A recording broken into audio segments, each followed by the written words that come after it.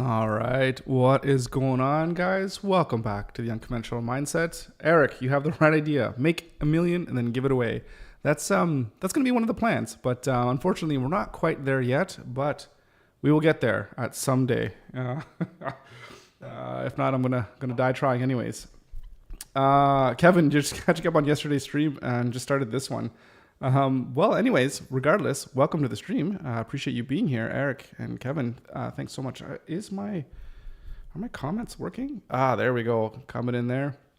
Yeah, Eric. One of these getting back to the old giving it away Contestly days.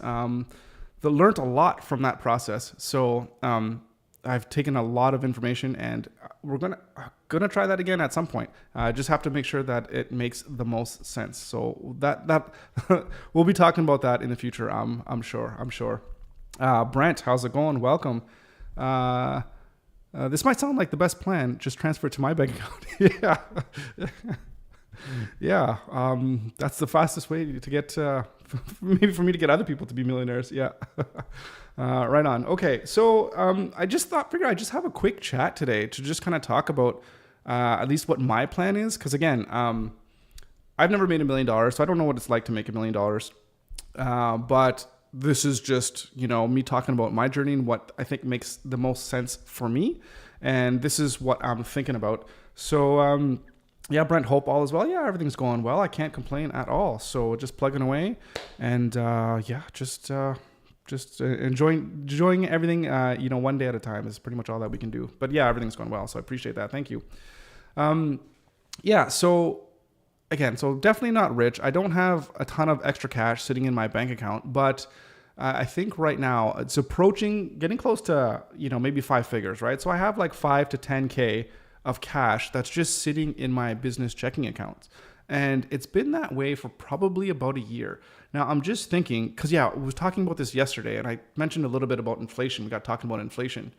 And in Canada, it's tough to say what the real inflation rate is. Definitely not what the government says, but anywhere like in total, like grocery inflation is like, I don't know, it's insane. For the past couple of years, it's like 50 to 100%. It's really crazy. But overall, things are like 10, 20% inflation year over year. So if I have 10,000K sitting in the bank, now I basically have 8 to 9K and it's not doing anything, right? So I'm just losing buying power with my money. So it's just sitting there. Now, I think it's really good to reinvest in your business, but I don't know. I don't want to just buy something to buy something. I just don't want to spend money on a bunch of courses if I'm not going to be able to put the time to put the effort into it. So I'd love to figure out how I could reinvest it in my business, but I'm not sure exactly how to do that just yet. So I don't know about that. So Rolando, how's it going? Welcome. Just sent me an email. Okay, I'll take a look at it off stream, I guess, just in case, if there's anything in there that you don't want to share, including how much not gold that you have buried in the basement in the backyard.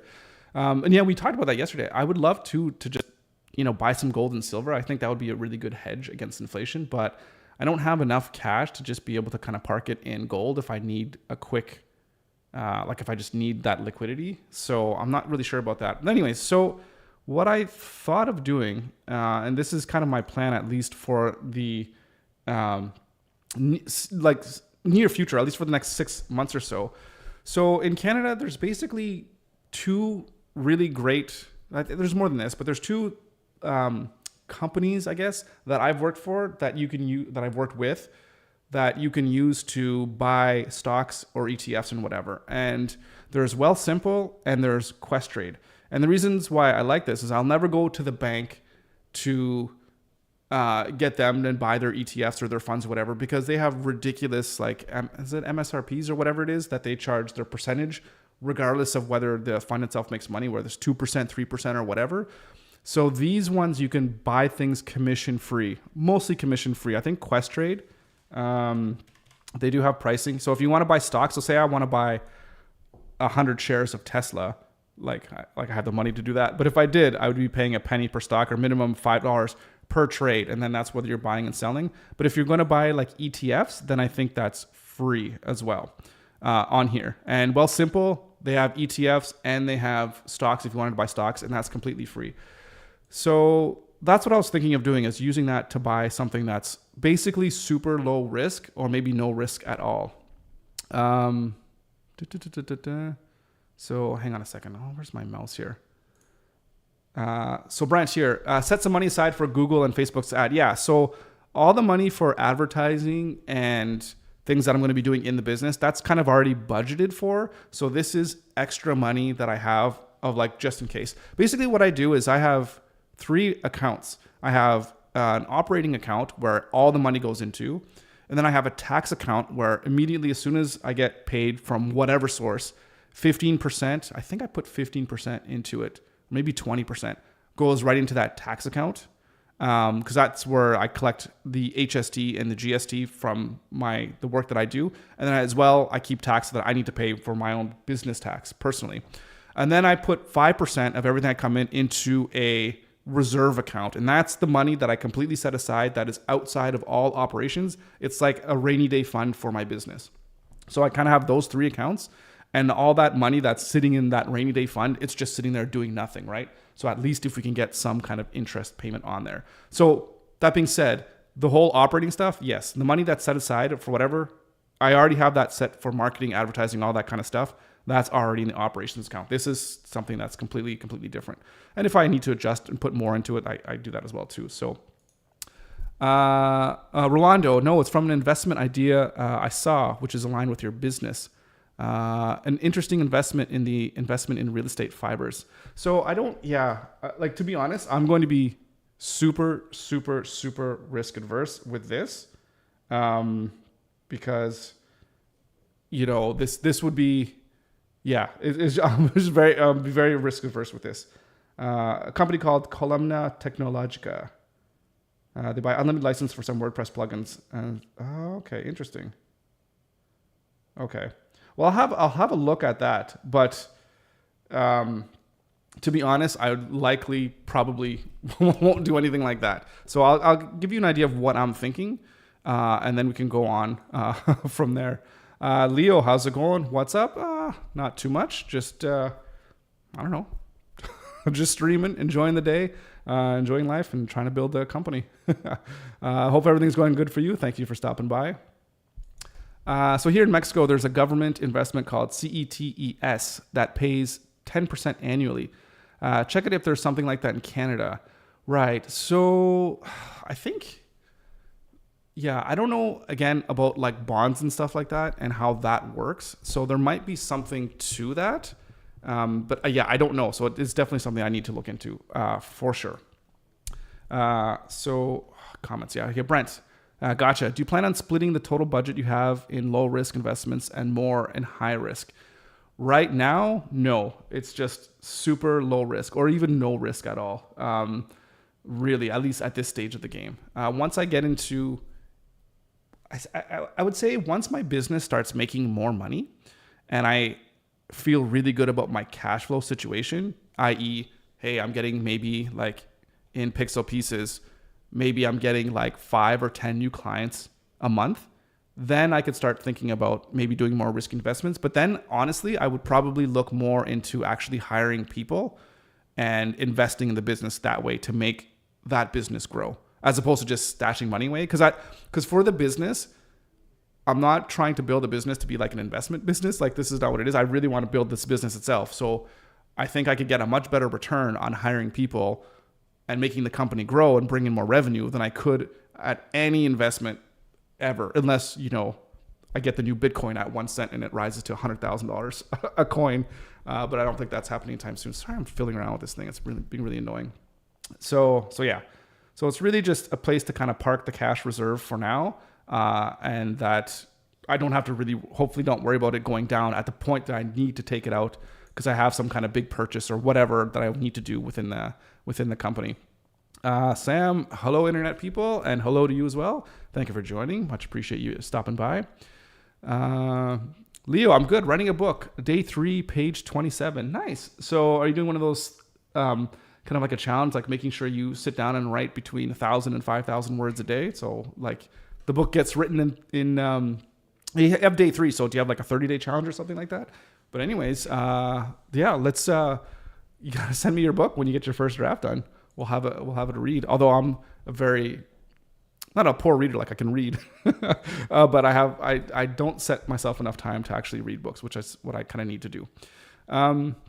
Right. Okay. So I think so. There's two funds that I'm thinking of investing in, or not really investing in. So I think there's basically okay. We can't see. Can we see? How do we search for like actual ETFs? I don't even know if we can. I think if we just go ETF like cash.to. So yeah, so this is this product here. I guess it's by this Global X company. So basically what this one is, yeah, it's got about a 5% yield. And what this fund does is I do believe it just takes cash and then it, what does it say?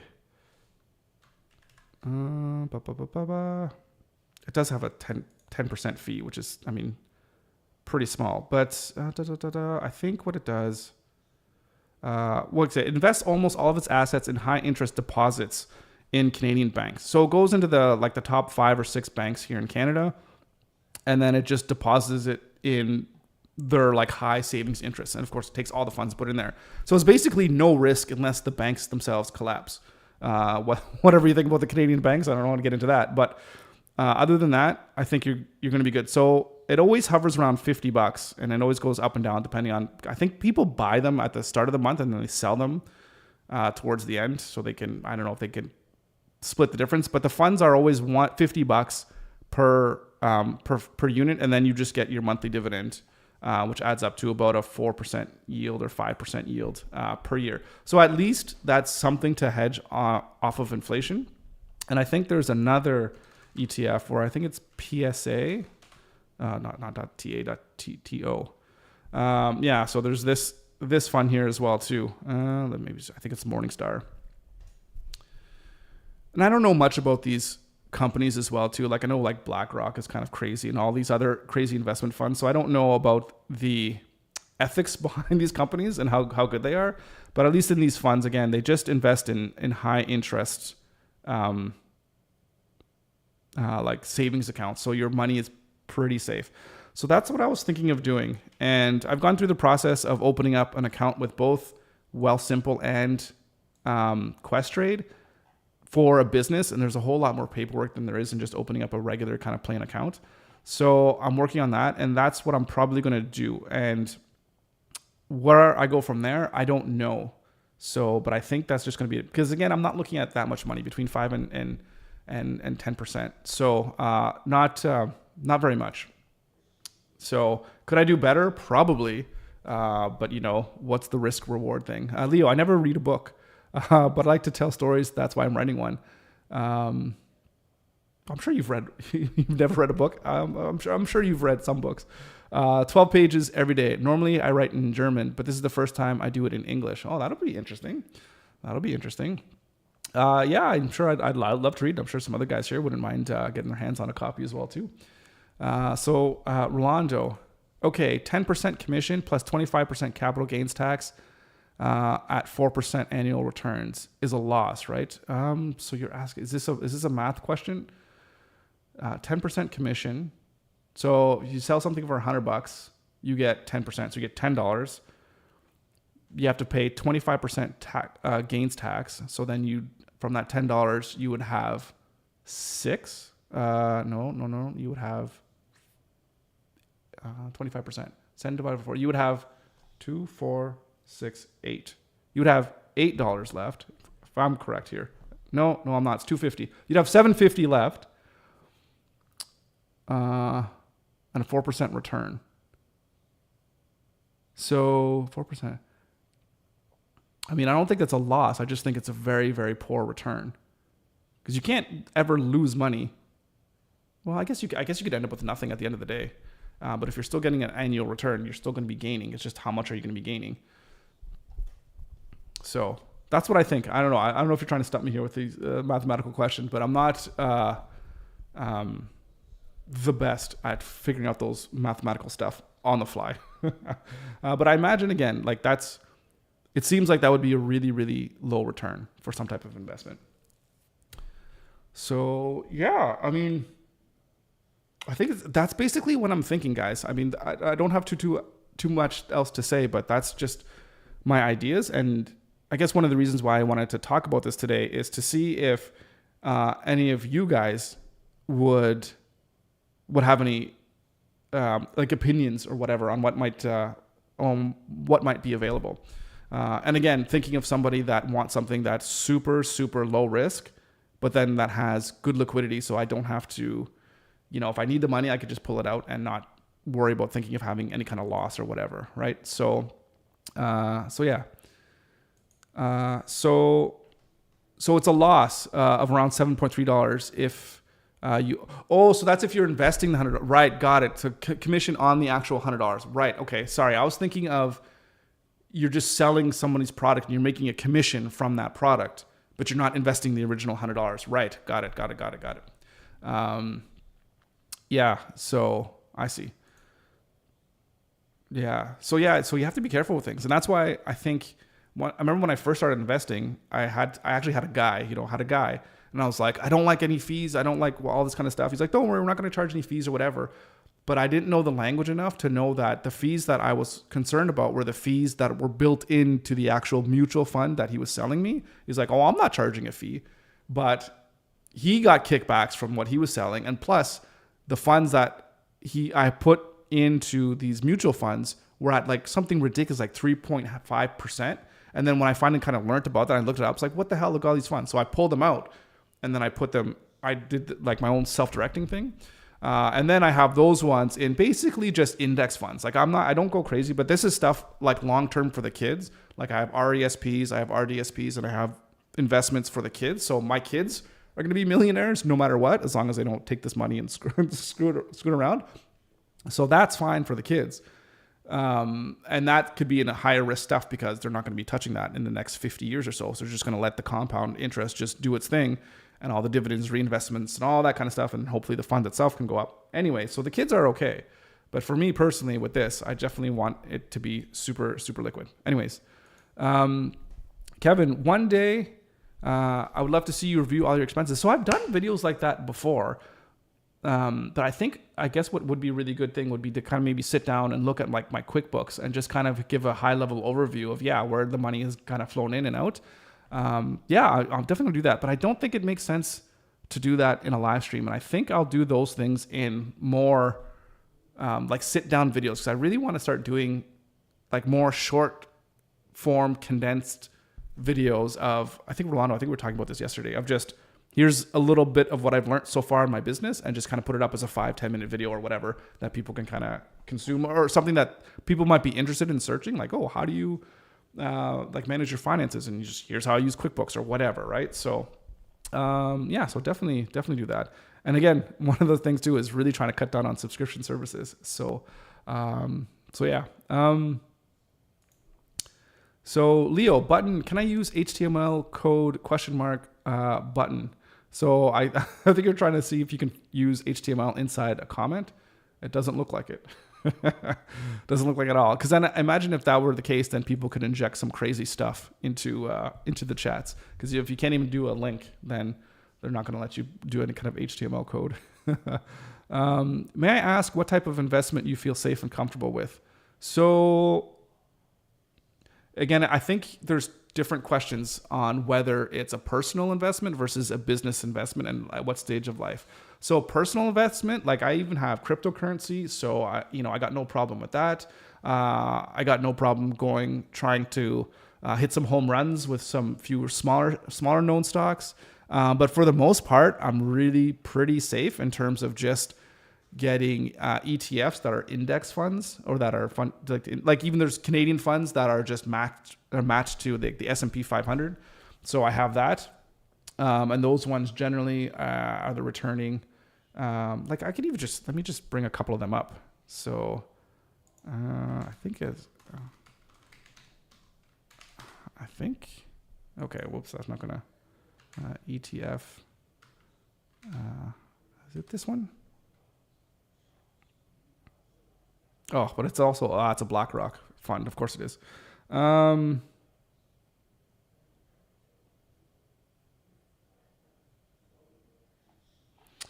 So there's funds like this, like XIC. So it's just composite like S&P, whatever, but mainly for Canada.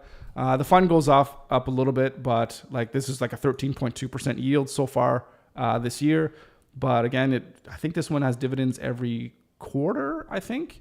So yeah, like 1 year, like 7% per year. Again, it's going to go up with with the stock market in general, right? And then it pays dividends as well, which you could just use to reinvest, right? So those are like just long-term holdings, like buy once and then just hold for forever. Those are the types of funds basically that I kind of invest in. And every once in a while I'll just throw in like, hey, maybe I'll try something, whatever. Or I'll look at what the stuff like Warren Buffett's like, what's he investing? So maybe I should just invest in what that guy's buying. But his stuff is like, he's got like Coca-Cola and Costco and all these kind of like safe things. And I don't know. I'm like, why would I spend money trying to buy individual stocks when I could just go ahead and just buy the whole index? So that's kind of what I do. And if I had more money, would I invest in other things like real estate? Probably would, but I just don't have that kind of cash to be able to do that. And I don't want to get into debt like Rich Dad Poor Dad, like Robert Kiyosaki. He's like, oh, I'm $1.2 billion in debt. I'm like, that's insane. I'm not going to do that. So basically kind of safe investments. So how long do you plan to invest that money? So not very long, to be honest. 'Cause that's why I want to have it in some place where I can just pull it out if need be. So, within a year, I'm hoping, like I'm really hoping this year, like I'm really going to start to see some traction in Pixel Pieces. And even just in Pixel. And if I get that traction, I'm going to need to bring on somebody else on the company, at least one other person. And then I would probably use that money to help fuel, like I want to invest in myself, right? If that makes the most sense. Like the money is going to be best served by me investing in my company. Like I don't want to go invest in Coca-Cola's company. I prefer the stuff that I'm trying to build. So I want to invest in my company. So yeah, so not very long. So hopefully within a year, this Pixel can grow, and then I could use that money and divert it back into this company. So, and then if the company itself is doing enough profit, then I could pay myself more in terms of the dividends that I take out of my company, and then I could use that money. Then that's my own personal money, and then my own personal money I'll invest in. Like I want to be, at the end of the day, I would love to be like an angel type investor where I invest in other people and other people's ideas. I would love to do that. That would be like my ultimate type of investment kind of strategy, would be into investing in other people, because I think that's where the talent is, and that's where like innovation and all that kind of stuff. That's where all that the magic happens. So that's my ultimate goal. But that's personal. So business is personal. I'm very careful with my business, especially here starting out. Cash flow is tight. Everything's kind of tight. We've got to be very, very, very careful. And now's not the time. My point of view, for me and what works for me, it's not the it's not the time to go out and try to make some kind of crazy, I'm going to make a 20% return. Like 20% return off of $5,000 is $1,000. Like what's that going to do in the long run? But if it's a risky investment that I can get that kind of return, what are the odds of me losing it? And if I lose everything to try to win $1,000, like it's just a bad bet. So I'm not going to do that. So that's just like I said, this is not, I'm not giving anybody any kind of financial advice. This is just what I think makes the most sense for me right now, which is why I'm just kind of putting out here. It's just like, this is just what I'm going to do. Try to be as safe as possible, but at least try to not lose 10% a year over year with inflation, and try to at least recoup some of that back, right? But the thing is too, is if I put that money in the bank and it's sitting there for a year and I get, it makes 5% return, I probably have to tell the government that I've made passive 5% whatever return, and they're probably going to tax me on that money that I make, which is it's so infuriating. Oh my goodness. Anyways, I don't know. So for that type of investment, what I feel is best for you is to buy and sell cars. Yeah. So I think you were saying about that yesterday, and I have seen people that like buy old cars and invest in that. The thing is, I know nothing about cars. I know that I look at the movie Gone in 60 Seconds and I'm like, oh yeah, Ford, what is it, GT 500 or whatever, the 1967 car or whatever. I'm like, yeah, that looks like a great car.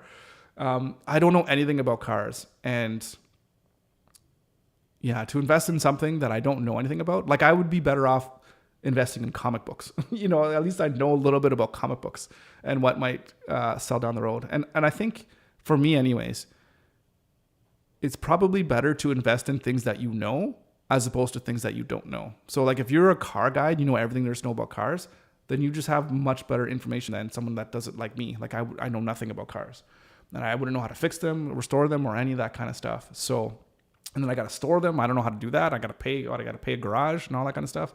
So like invest in the things that you know, and that then you can go from there. At least learn even how to do well in your own investments in your own field. Like, if I was to invest in a company that was doing stuff with web design, I think I would have a little bit more knowledge than that. I could make better decisions.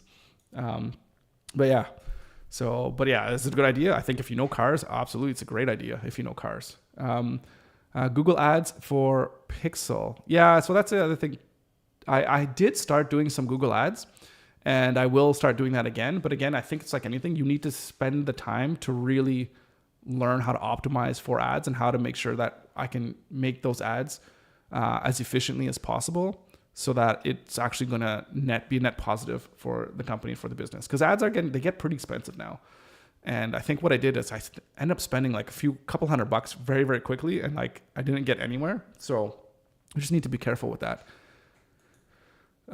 Do you use QuickBooks for reoccurring charges to your clients? So the reoccurring charges that I have, which is basically for like hosting and maintenance services and basically hosting and maintenance services. I use Stripe for that actually. I could use QuickBooks, absolutely.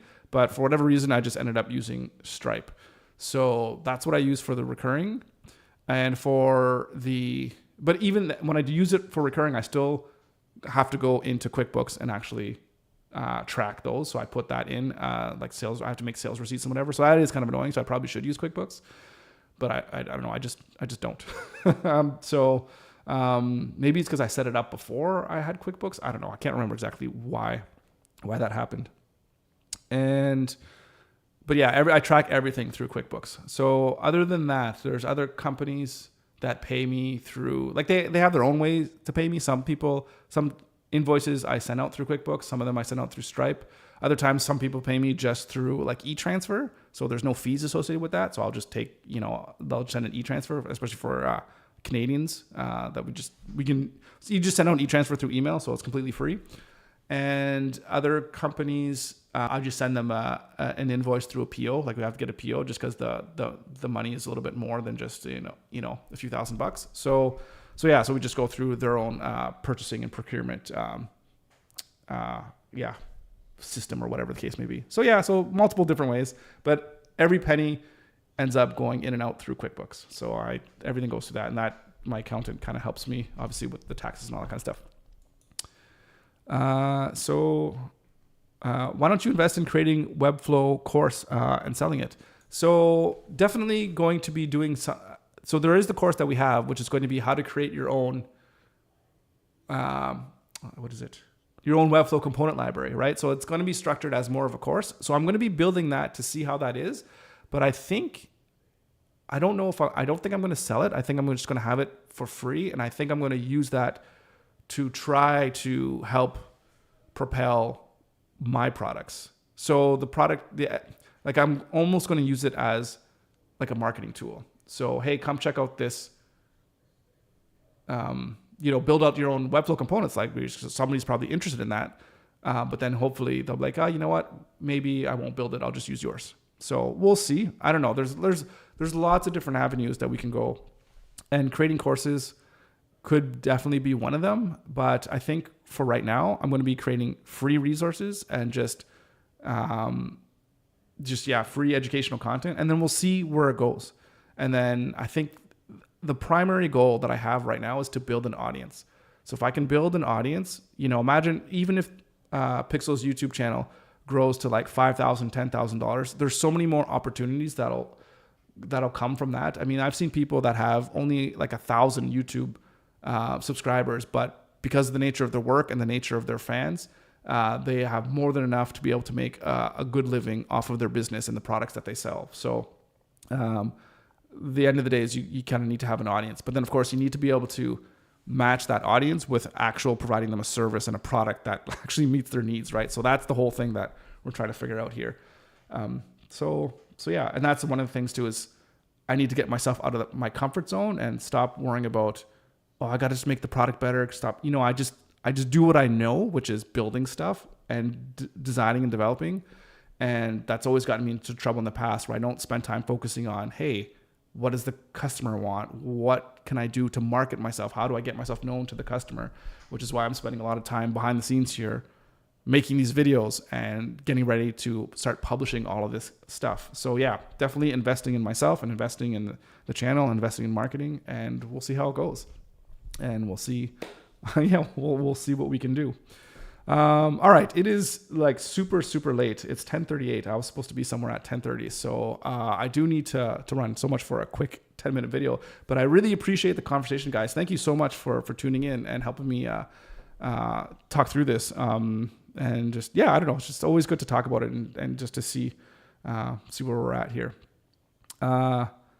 So 10K, if I understood that correctly, you'll need a lot of subs. Yeah, I mean, even subs don't really matter. It's the amount of actual like true fans and true like you guys are keep coming back and you guys are like amazing, right? It's just getting those types of people that just supporting the channel, and it's not necessarily means that everyone has to be a subscriber, because it's just kind of number. It's really about the engagement and creating value to people, right? So, and then once that happens, the money, I think, will just end up taking care of itself, whether it's through courses or through products, or whether it's through like some type of community. There's all kinds of different ways to be able to monetize things. And again, monetize things in a way that makes sense for everybody, right? So you don't like when you buy something and you say thank you to the person and the other person says thank you for buying it. It's like, it's a fair exchange of value. It's like, oh, I bought this thing for $10.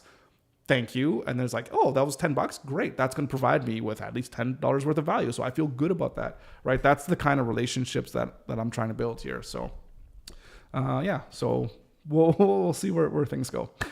All right. So I'm going to end it here. If I can figure out where my stupid thing is, I need to get these monitors set up.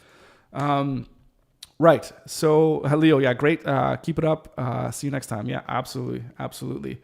So guys, thank you so much for watching. And if you do, if you're watching this in the future, or if you have any other ideas of like the lowest risk ever possible, but highest return here in Canada, by all means, do let me know. And I'll definitely take a look at it. But for now, I think I'm just going to set up with those very, very simple ETFs that are just high interest savings accounts. And we'll go from there, and we'll see what we can do by taking that money in the future and investing it in growing pixel pieces. And we'll see what that's going to end up looking like. All right, guys. Thank you so much. Much appreciate all of you guys for tuning in. Thank you so much. And as always, I'll be back here again tomorrow for a brand new stream. Until then, have a good one, and we'll see you tomorrow.